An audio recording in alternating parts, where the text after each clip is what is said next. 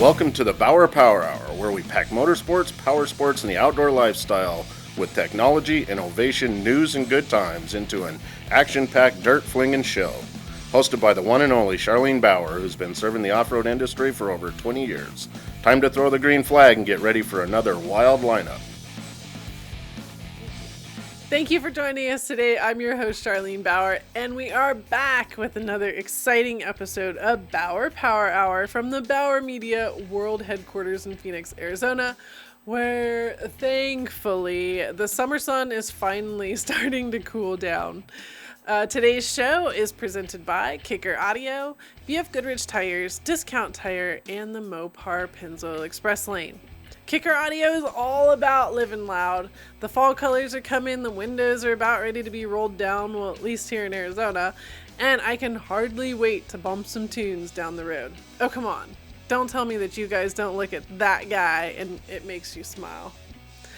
BF Goodrich Tires is proud to enter its 10th year sponsoring the Outstanding Trails program. Did you know the program has provided more than $140,000 in grants to support 36 off-road trails?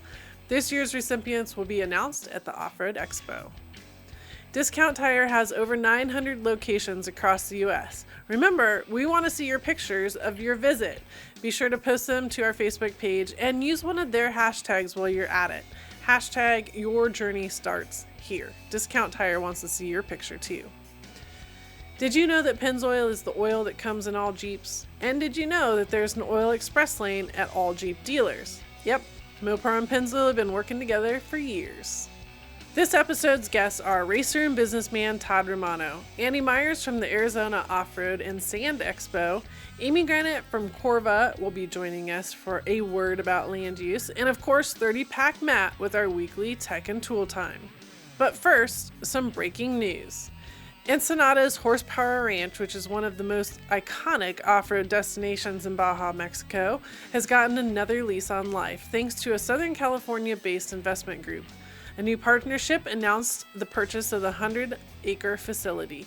The purchase of the Horsepower Ranch is the first step in a plan to transform the property into a full-service destination resort for tourists and the Baja off-roading community.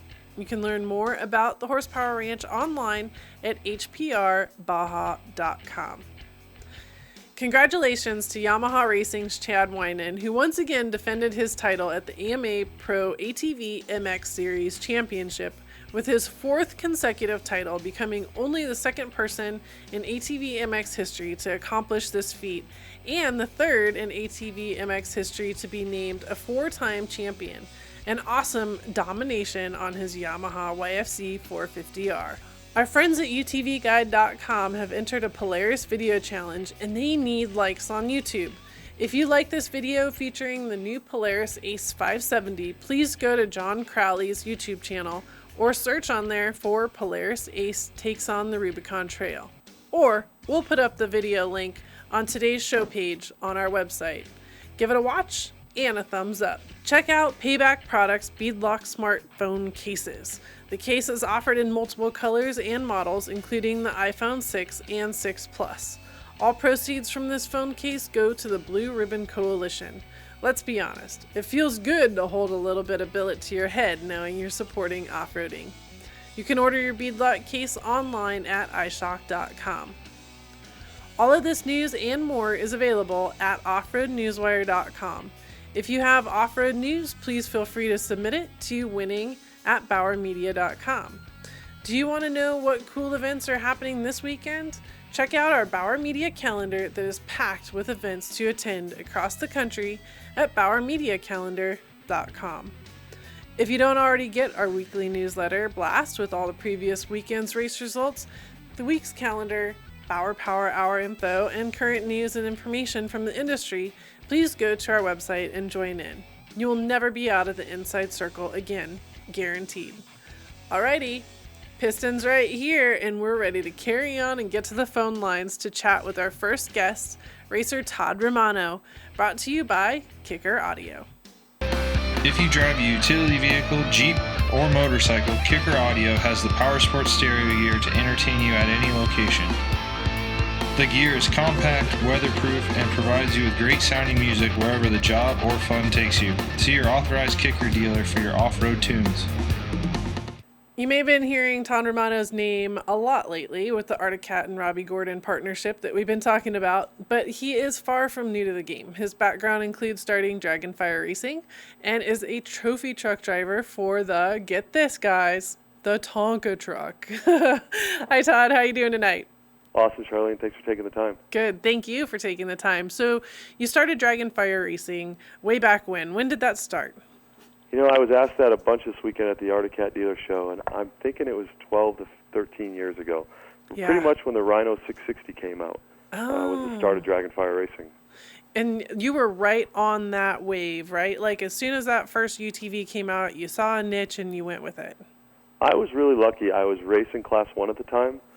I was doing a lot with Bob Starr at Yamaha. They gave me a Rhino, and I didn't know what to do with it. They wanted us to take it to Baja and use it for contingency, and we put a cage and some seats and a long travel kit on it, and got back from Baja, and before going to Baja, I took it to the Sandsport show, and everyone said, wow, we want that, and that was pretty much transitions Dragonfire from a engine and race wheel company to a UTV company overnight. Really? And what did it turn into from there? Because it blossomed even further. So, I think we owned Dragonfire for maybe 6 years, and then we were really fortunate at the very top of the economy and the power sports and UTV game. We were acquired by Motorsports Aftermarket Group, who owns Renthal Handlebars and Vance and Hines and Roland Sands Designs and J&P Cycles, all these amazing brands. And we were able to continue working for them for several years to make sure Dragonfire stayed as a premier brand, and it has, to the point that I think last year they were acquired by Tucker Rocky. Oh, that's awesome. But as far as the innovation goes, because that was a really steep incline right there in the UTV market, how did you stay on top of it? How were you guys bringing products to market?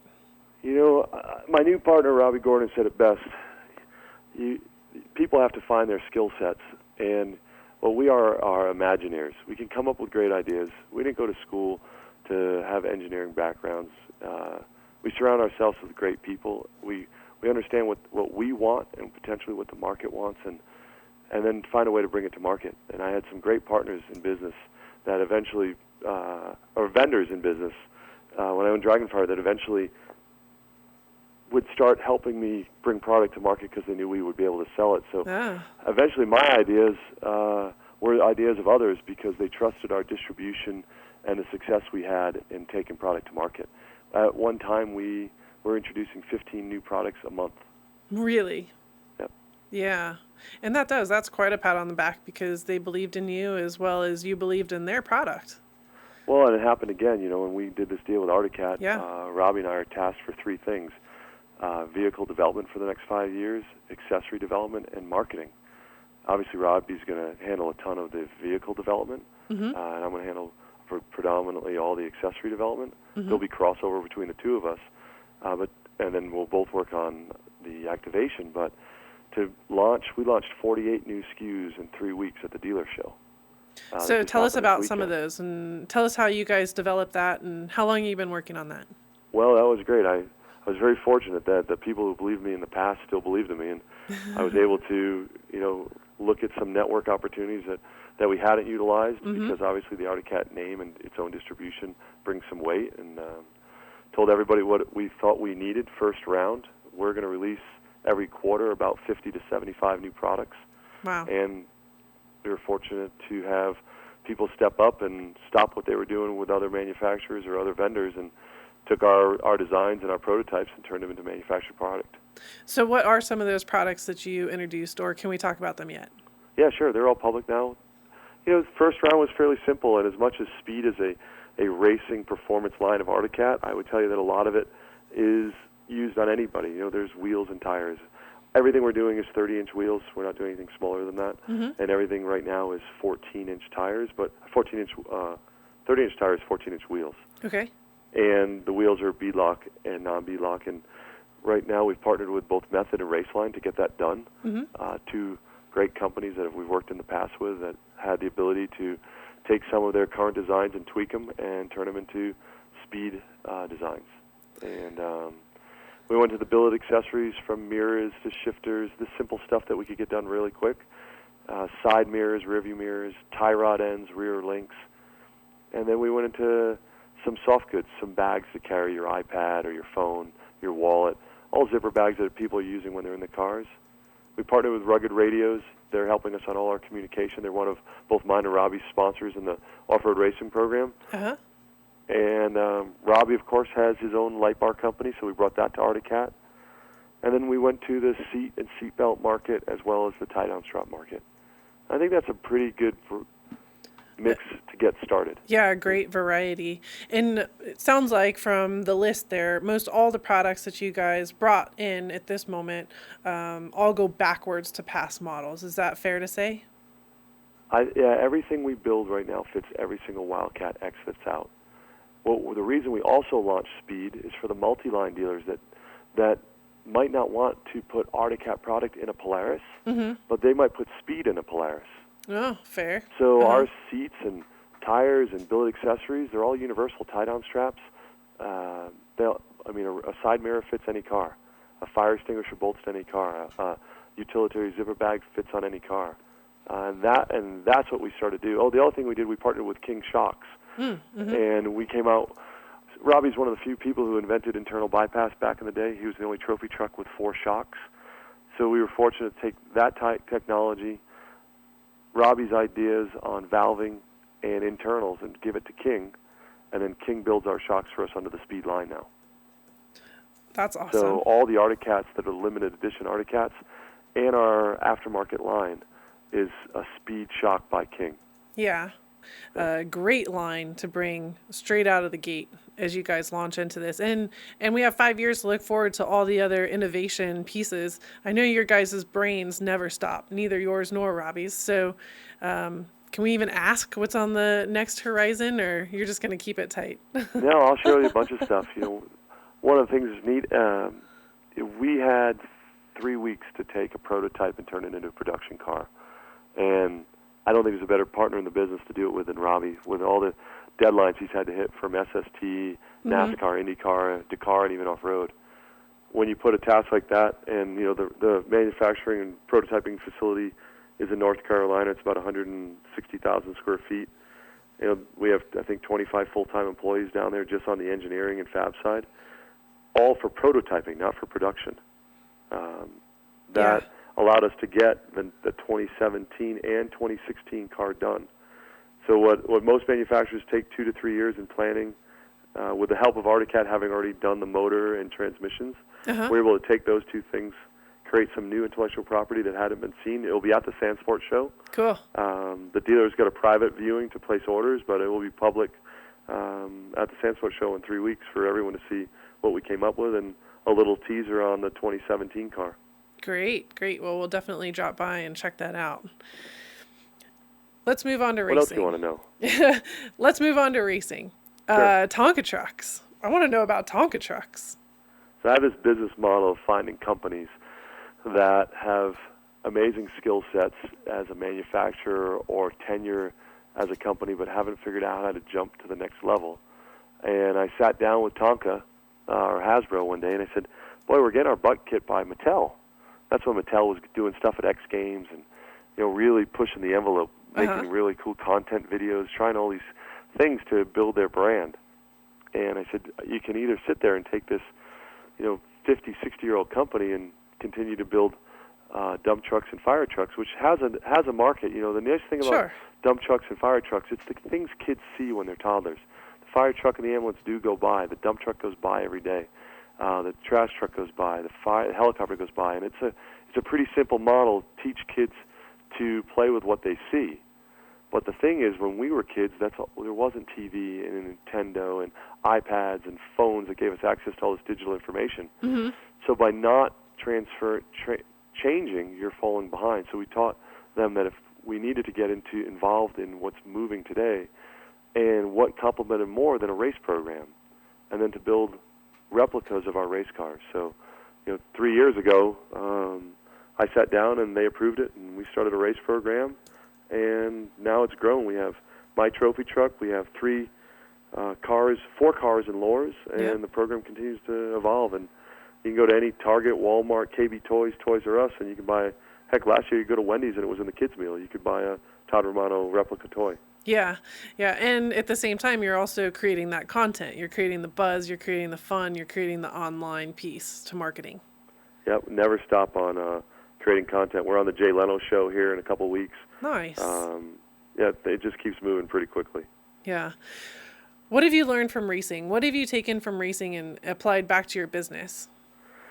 Well, I got to pay all the racers out there a compliment that get on the box, because in racing, that's what everyone strives to do. You got to get on the podium, and the podium brings sponsors, and victory schedules is what we chase. But we're an industry that has a lot of enthusiasts and very few professionals. And since that is the case, the sponsors have realized that, and the price that they pay to help us get through the day of racing is really never enough. And if you're not that top 1%, it's really hard to make a living racing. So what I did is I realized that even though I have Robbie as a partner, but to beat him in the desert isn't the easiest task, even though I did beat him this year at the 500. Yeah, yeah, we got to make sure we mention that, by the way, guys. And I do beat him every time he breaks. Yeah. But that's a tough place. There's some great guys out there, but if you look at it, there's not a lot of people making money on it. So I changed the model. I've been really fortunate in business. I'm involved in the Penske race program. Juan Pablo Montoya drives my Indy car. And working with Roger Penske, I've learned truly the B2B side of racing. And if you don't create a business opportunity for your sponsor, it's really tough for them to provide you money. But if you can provide them a business opportunity, and that's what we do. We've sponsored Roger's program because I wanted to sell brake pads. I took over Hawk Performance, and I wanted to sell brake pads in AutoZone. So we're going to sell $50 million worth of brake pads in AutoZone next year because we sponsor Roger Penske and Juan Pablo Montoya. Right. And that's the true business model. When you can create business for your sponsor, not just activation, it creates revenue, and they don't mind paying you. Same thing with TONKA. We sell millions and millions. We sold 5 million toys in Wendy's in 1 month. Yeah. And that's how you give back to your sponsors. Guys like Kyle at Duke that win every weekend, that's the anomaly. The guys that would love to be a professional racer, they need to go out there and figure out how to generate revenue, not just victory schedule. Yeah, yeah. But at the same time, we're out there having fun, right? I always laugh about somehow in Baja, I don't know how it happens, but every time I'm down there, you ride by on your dirt bike and you turn right back around and you say, "Hey, Charlene," and then you just keep on going in the middle of a wash. I don't understand how that happens, but it's fun, right? And we're having fun. But you guys put a ton of effort into pre-riding, I guess. You're always on your dirt bike when you're out there and having a good time. Yeah, you talk to Cameron Steele about it. Race day sucks, but everything leading up to it's amazing. The racing. The problem with the racing is that our percentage of winning and our percentage of finishing are not the numbers we would love, because it's that hard to get a 900-pound, 5,500-pound truck through 500 miles without something going wrong. But pre-running, you run for 100 miles, you have lunch, you're hanging out with your friends, you get to watch the sun go down and the sun come up. And that's what makes it so magical. We're down there for the sportsmanship and camaraderie, and then there's one day we have to actually go do our job, and that's why you see me down there. I love riding my dirt bike, and actually this year I rode a UTV around, and I had a blast on that. Cool. I raced the Nora 1000 with my 16-year-old daughter to teach her what it was like, and now she just wants to race trophy trucks. I think I did the wrong thing. Okay, so let's take it all the way back. How did you get into off-road racing? How did you get into the dirt? At 18, I started racing professional mountain bikes, and a really famous rider at that time, John Tomac, his son Eli Tomac, races Supercross right now for Honda. I was racing against John Tomac and couldn't beat him. And at that time, I actually really wanted to win so I could get sponsors. I didn't realize the B2B thing, and I knew if I didn't win, I wasn't going to get a free bike or free Gatorade or whatever we needed back then to keep racing. Right. And John was living up in Telluride, Colorado, or Durango, Colorado, and he wrote this thing that said, "Hey, the only reason he's as fast as he started cross-training on motorcycles." So I was like, well, if I want to beat John Tomac, I better go ride a dirt bike. And I started racing dirt bikes, and got really fortunate. over the years racing dirt bikes and had a great career in that. And Yeah. when you're racing dirt bikes in Baja and you see Class 1 cars and trophy trucks out there, it's another level that you want to try. So I moved from there to unlimited cars and had great sponsors. And my first unlimited car was built for me for free. And BF Goodrich, and at that time it was Fox Shocks and KC Highlights, and everyone got on board and built me my first unlimited car. Took me out of dirt bikes and was an amazing career. Had a lot of wins, and actually just raced it a year ago just for kicks and giggles and took third in San Felipe with it. So it's still a phenomenal car, and that progressed to trophy trucks and what allowed me to put the TONKA deal together. Yeah. You weren't really born into the dirt, I guess is how I would say. You made yourself a name in it, and you've built yourself along the way. Yeah, I grew up in Rhode Island, went to Arizona State, and started mountain biking when I went to college. That was the first dirt I ever really got into. I was a water sports guy. I grew up snow skiing and water skiing and windsurfing. So since you started when you were 18 to now, how have you seen the off-road industry grow? What has been the biggest thing that you've noticed in the industry?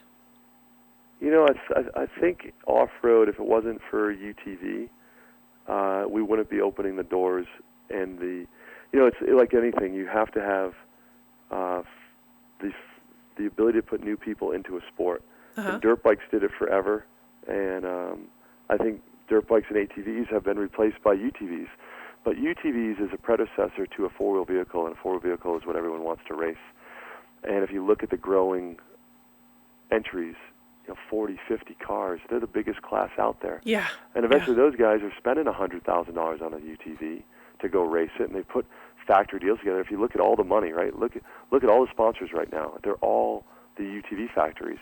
BJ's with Can-Am, Robbie and I with the Arctic Cat, Bryce is with Polaris. Right. They're understanding that if they want to sell four-wheel vehicles, they need to identify themselves with the superstars of the four-wheel sports. And I think that's your entry in. You can put a kid in a four-wheel vehicle, you can go learn to drive it. You can put a grandpa in a four-wheel vehicle, and they go drive it. Right. And you're seeing the Jeep guys realizing they don't need a $150,000 Poison Spider to go to Moab in anymore. Right. So I think that's been the biggest change. I think, the last decade of UTV transitioning power sports has helped off-road tremendously and brought money, eyeballs, and awareness to a sport that I think a decade ago was having a hard time putting 15 people in the premier class. But I think you can also agree that the growth of the UTV has also increased, because we went from that Rhino that you got that you had no idea what to do with to now an Arctic Cat and these 1,000cc engines that are just peeling out. Like, that whole change has made that happen as well. Yeah, if you didn't have a UTV, the days of racing Rhinos that had 26 horsepower and did 46 miles an hour, those days are over. These are Class 10 cars now. They do. Yeah. The next car we'll come out with, the government won't let us ship it, but the 2017 car is over 100 miles an hour. Yeah. That's a fast. That's fast. That's not a toy. It's a race car now. Yeah. It's definitely not a utilitarian vehicle. With all your background, what piece of advice would you give to the next generation of inventors that are out there, or the next generation of racers? Somebody that you talk to, what do you tell them? I tell them the same thing Lou Holtz told me last night. There's 3 key things to success. And if you can do them, you need to first believe in yourself. And then you have to be trustworthy. And whatever dream you have, you need a plan to get there. Yep. And if you don't have those 3, it doesn't matter. You don't need every skill set to be successful. You need to realize what skill set you have and use that skill set to be successful. Agreed. I love it. Favorite question: zip ties or duct tape?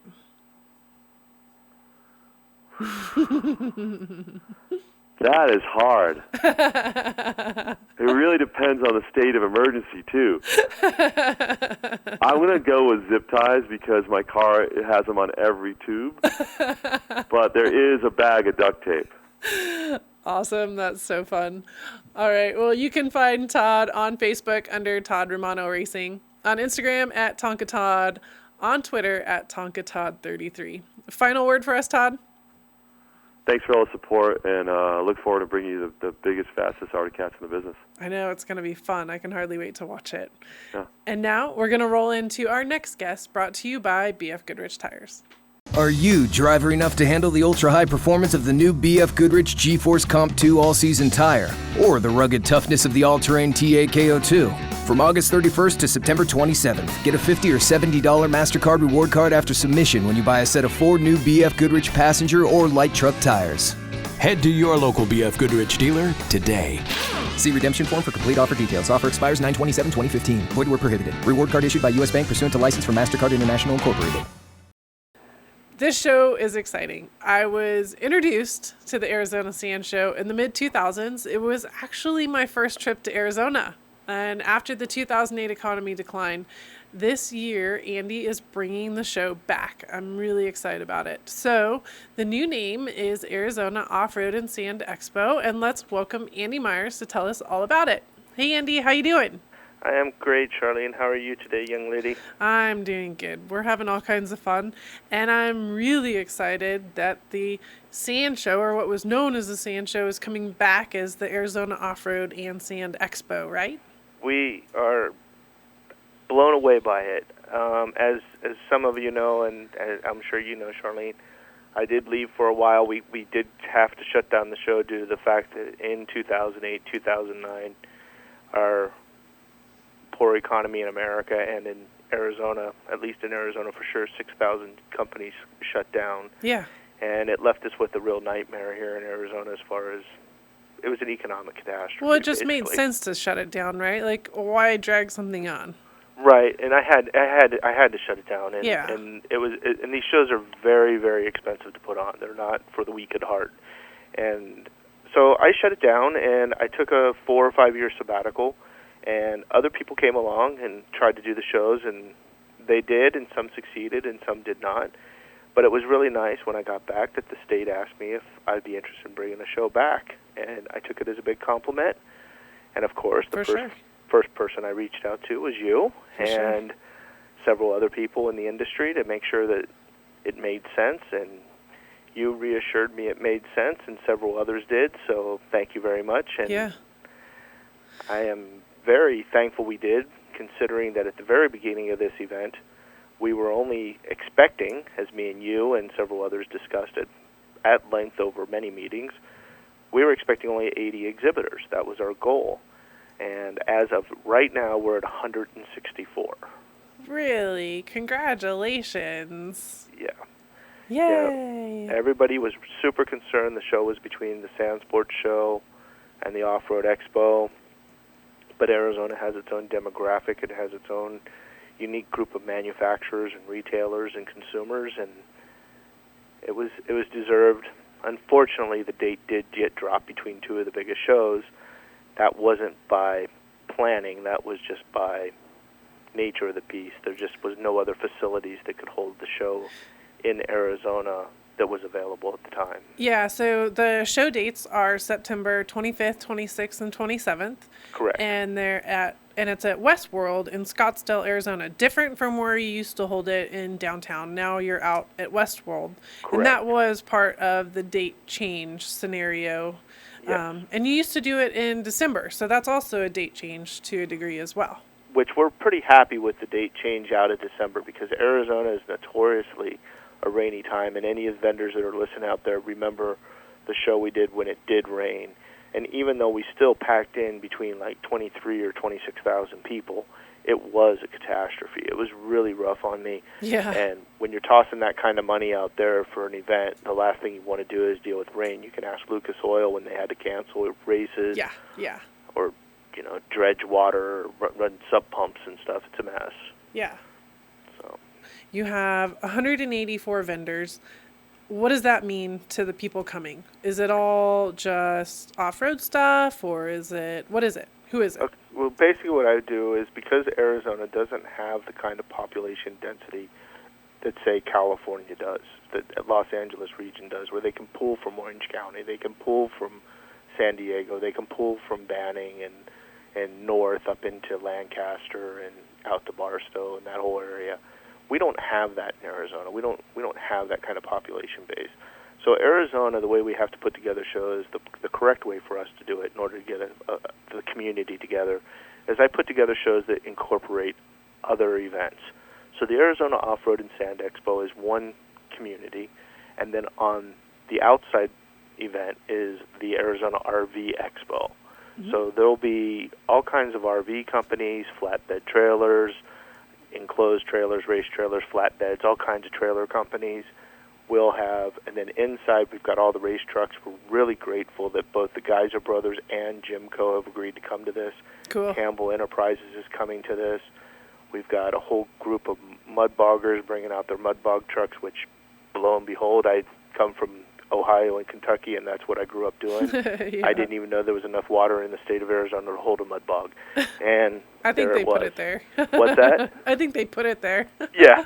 And so there's a mud bog group coming out. We've got North Shore Racing coming out with all their quads. We've got a trophy cart exhibit coming out. Blown away. The KC Highlights stepped up really well. Rigid Industries, of course. Vision X and SDHQ, first people on board, along with PRP and Rugged Radios, PCI. I mean, if there's a major player in the industry, we're pretty happy. I would say this, though, we're really very disappointed that none of the tire companies stepped up and showed up at the event. Mm-hmm. I think they're sitting on the fence, and they're kind of wondering how this first year back will go, and waiting and seeing how it goes, which is an unfortunate. Other than that, we do have the Yamaha Banshee coming, the new UTV coming from Yamaha. It will be here. That was confirmed to me just 2 days ago. Uh-huh. So that's pretty cool. We're hoping the Honda will be here as well. And that just keeps it rolling. There's just so much to see and do at this event. There's yeah, so what are some of the activities? So that's our booth spacing, right? Like we have all these cool things to look at. Yep. But what else do we get to fill our time with while we're there? We have drift carts. We have the drift trikes coming out so we get from dirt Locomotive. flinging action? What's that? We got some dirt flinging action? Well, the drift trikes are basically the guys that are going to be just flipping around those drift kayaks. If you haven't seen them by local motors, look them up on Hoonigan's or something like that. Okay. And the drift trikes will be here, and I'm pretty sure they're letting people go out and give them a test run. Nice. We have the monster truck rides for the kids. Nice. I believe Brown's is going to bring out a carnival for the kids, so that'll be really cool to have something in the background there for the kids to play at, because this is a 3-day show. I have Mad Media. They're bringing up their media program where they're going to be showing their videos and everything like that. So that's good. On Friday night, we have a party, I believe, at Tilted Kilt, and on Saturday night, it's at Twin Peaks. One is hosted by Vision X. The other is hosted by MTX. As far as extracurricular, like race activities, I have no races going on at this event at this time. This event is specifically, you come, you look, you learn about what's out there in the industry, you do business, and we really push the idea that the consumer gets to spend a lot of time with the manufacturers to do business and to learn about product and what they can use on their vehicles and their trucks, their RVs, and so forth. We talk about the shows, and one of the things I love about the shows is the owners and the top level people are generally the ones working the booth. So when you come into a show, you need to come prepared with your smart questions, because you can finally get the smart answers, right?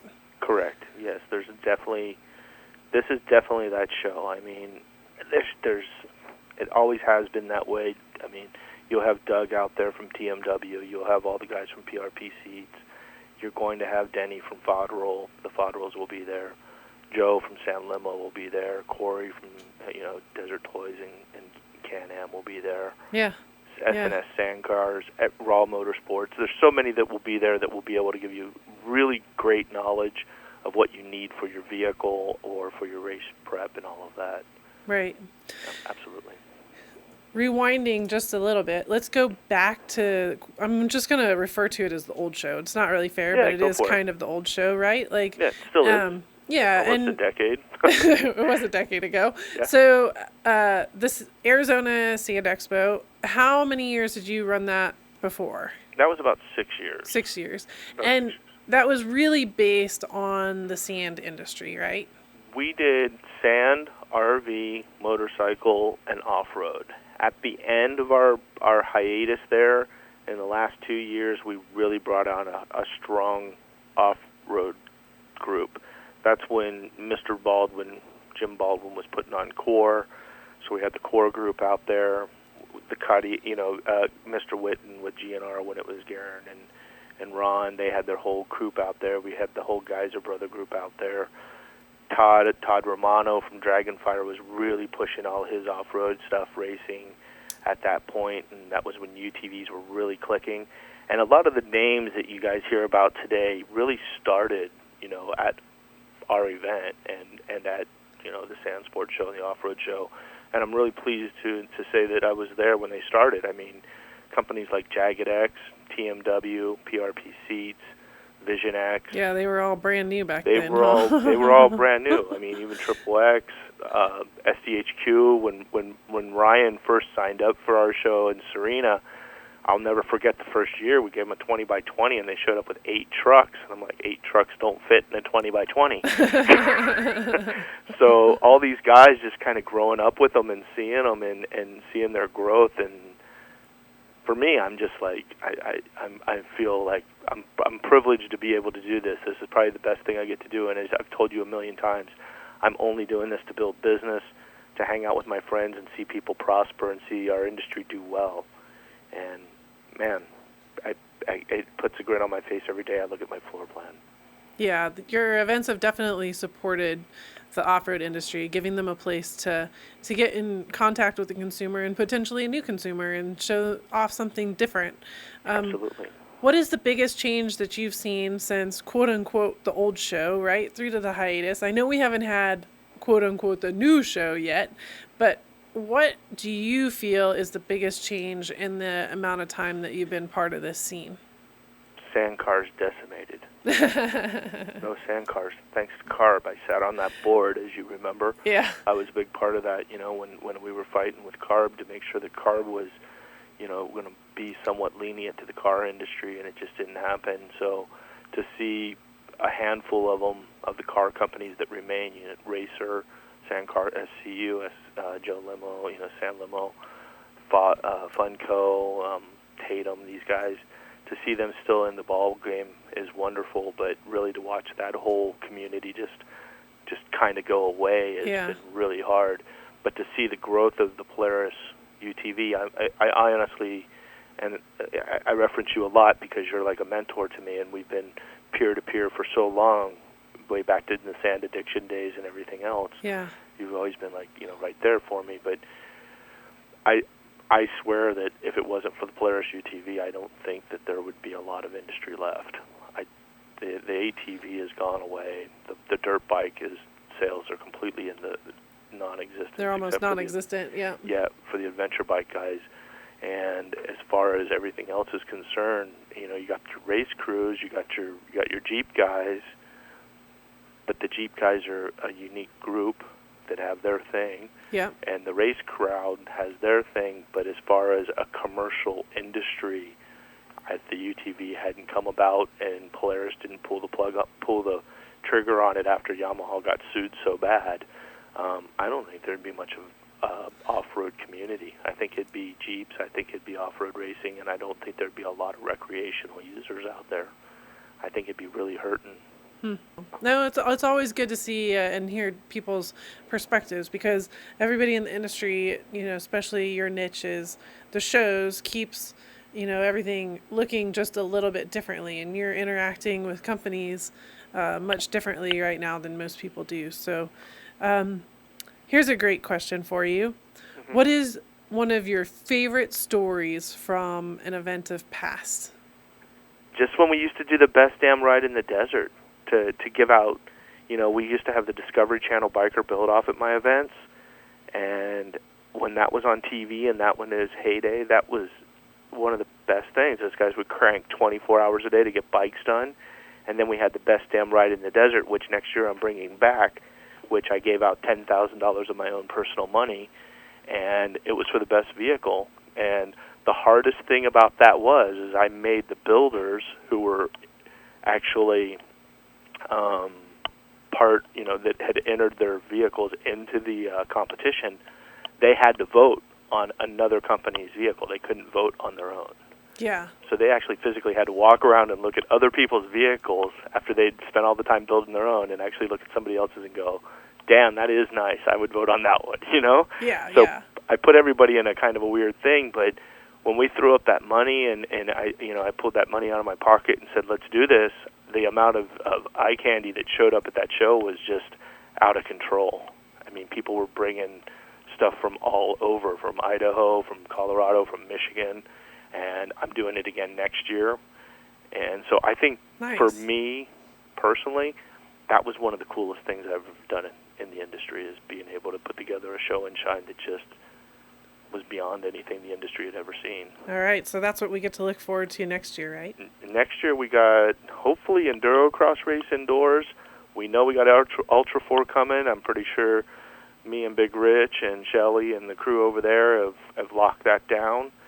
And knock on everything I have, but I think Robbie and I are going to work on something regarding Stadium Super Trucks. At least I got the phone call into him. I hope he says yes to it. So if we can have Stadium Super Trucks next year, Ultra 4, and the Enduro Cross Racing, that's my goal. It's not solidified. I'm not speaking for anyone saying it's happening, but that is what I'm working on. This show will start on Wednesday night or Thursday. Cool. And it'll be a long show, and it'll be a badass show. That'll be fun. Lots of fun. Yeah, huge. Non-profits, does your show support any at the gate, or? Absolutely. We've got everybody out there. Orba, unfortunately, is unable to attend this year. We do have BLM. We have Fish and Game. We have ASA, of course. Bob Mason and his entire group out at ASA has always been part of what I do, and I've supported the ASA since day one. And so they're all in, and our big one is giving back to the community. The way I'm giving back to the community is I am giving out up to 10,000 free tickets. I think it's down to 5,000 after talking to Dennis the last couple of days. Mm-hmm. But at least we're giving out 5,000 tickets to any kids under 17 years old that are card-carrying members of the Boys and Girls Club. And basically what that means is we'll get a whole new group, a demographic of kids that will be exposed to something that possibly they never would have seen in their life, and they get to see what a wonderful community we have in the off-road community. And bringing these kids out is pretty cool, and it means a lot to me because I was a latchkey kid. And to give them the exposure. Exposure to anything is the most important thing. I would like to do the same thing with the YMCA, but I haven't pulled that trigger yet. We will be giving a portion of the door, of the full paying price of the door, people who paid the full price of admission. We will be giving a percentage of the money to the Boys and Girls Club of the East Valley.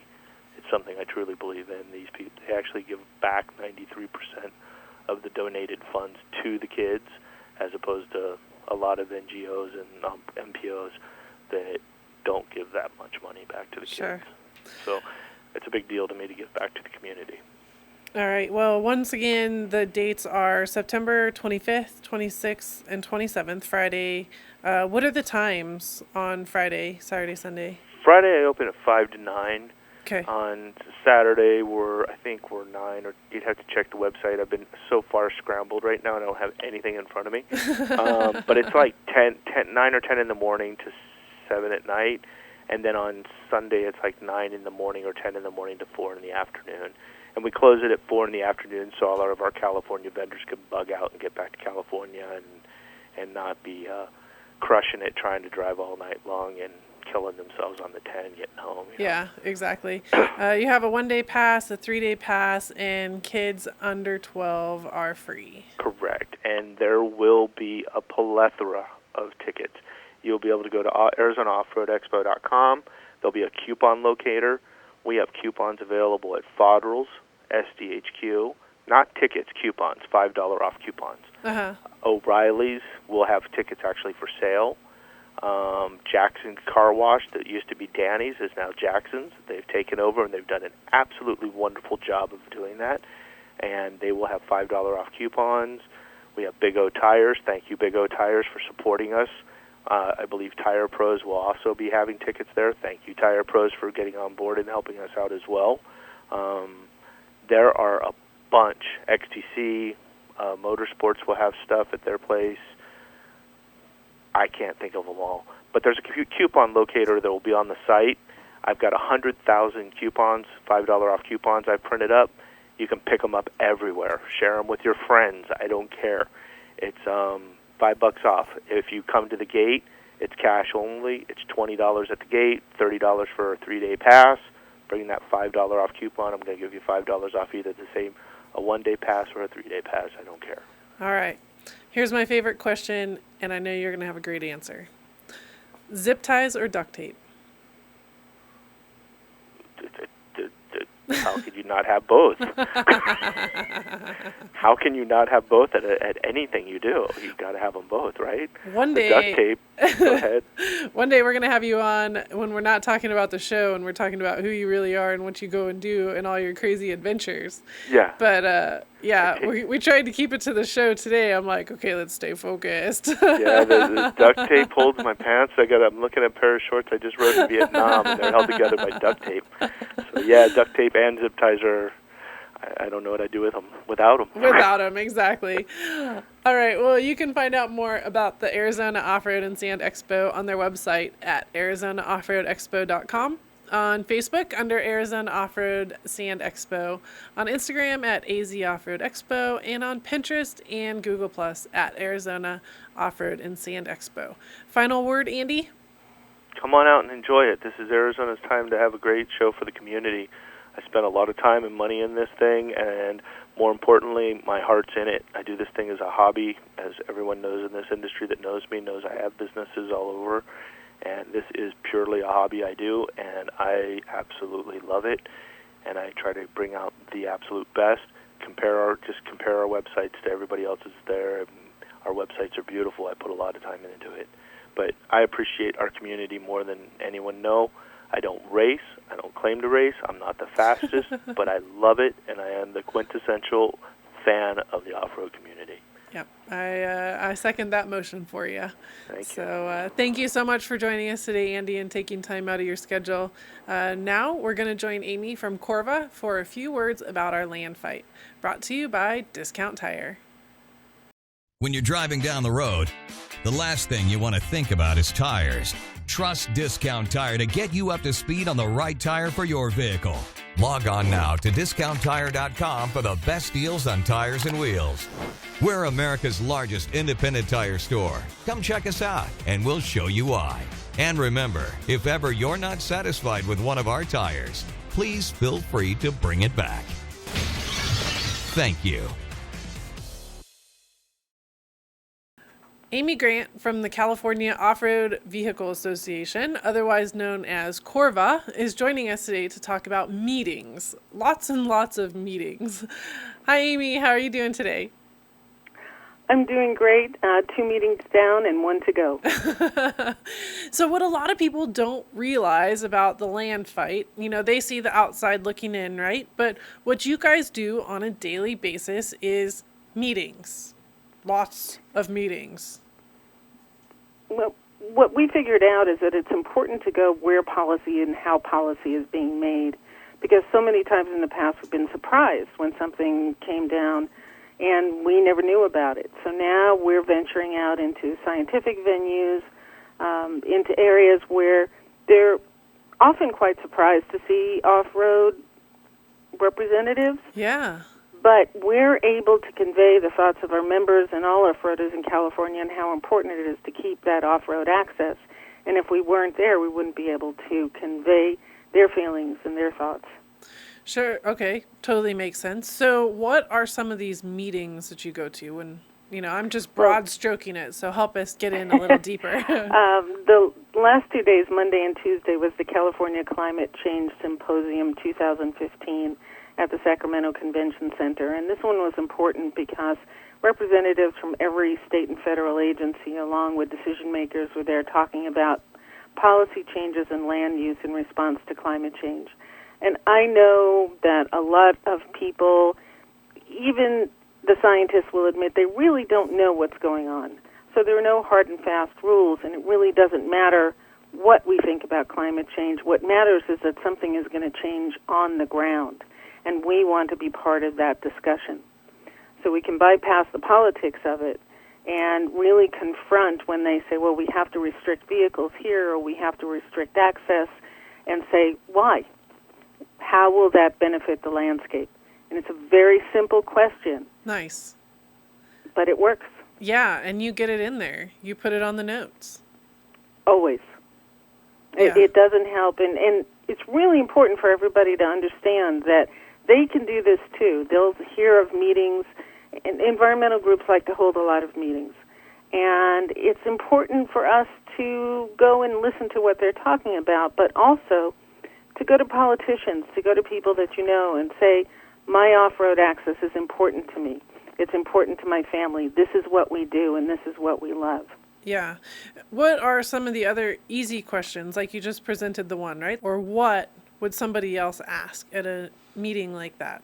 You can ask, you can get into the argument of what proof there is, but it really doesn't help behind it. Right. You can let them know that you're not interested in the politics behind it, but that off-roaders, we are environmentalists and we are conservationists. We work harder on the trails. Off-road users make up 90% of the volunteer workforce in the Forest Service in California.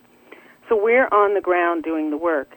We can volunteer to do maintenance. We can volunteer to do monitoring. It's very important for us to do the monitoring rather than someone else do the monitoring. So there are groups, chief of which is the Rubicon Trail Foundation, that monitors their trail and the conditions all the time and reports back to the forest if need be. Right. So groups that have adopted trails, it's a great way for them to get involved. The San Bernardino Adopt-a-Trail program already does that in the San Bernardino National Forest. And it's very successful. Nice. Well, what are some of the other meetings that you've been to? Today was the Sierra Cascades Dialogue, and why this is important. I was appointed to that steering committee, and a couple of years ago, actually, after having a hard-fought battle to get on there because it will determine Forest Service policy in planning for the next 10 to 15 years in the forest in the Sierra Mountains and the Cascade Mountains. So the Sierra Nevada is the primary concern. And for example, the next meeting we're going to be talking about wild and scenic rivers and wilderness. And I don't know about you, but wild and scenic rivers are probably my top pet peeve, followed very closely by wilderness, because they restrict access to people, and I hate it. And CORVA does not support it either. There are areas where it may be appropriate, but as a general rule, restrictions are not helpful to communities. So my job in that is to say, you want to talk about wilderness and wild and scenic rivers, that's fine, but it needs to be a balanced discussion. If you're going to have somebody talk about their perceived benefits, you have to talk about why it isn't good for communities, why it can hurt rural communities, how it hurts people, and how it hurts access for families, for disabled people, for wounded warriors.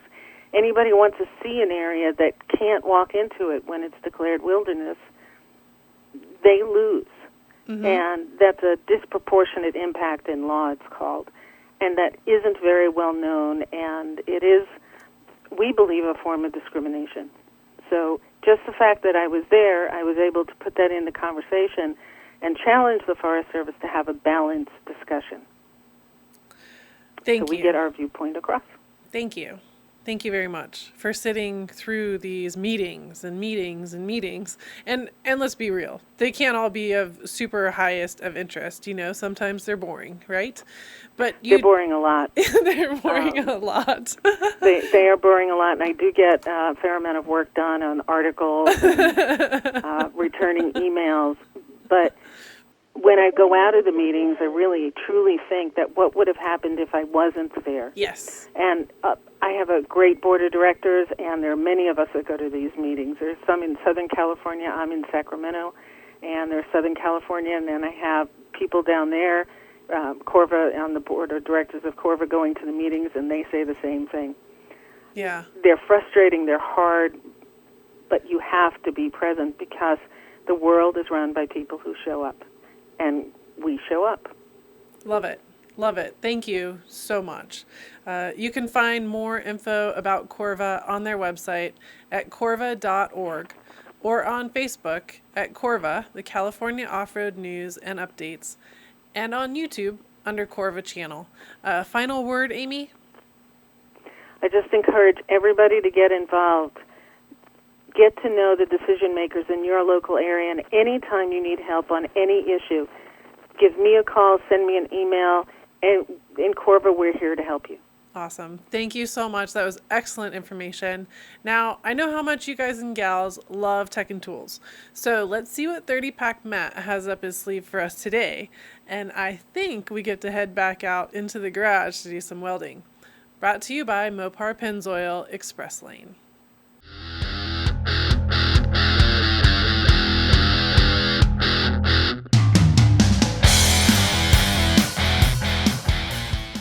Hi, Matt. What do you have in store for us today for Tech and Tool Time?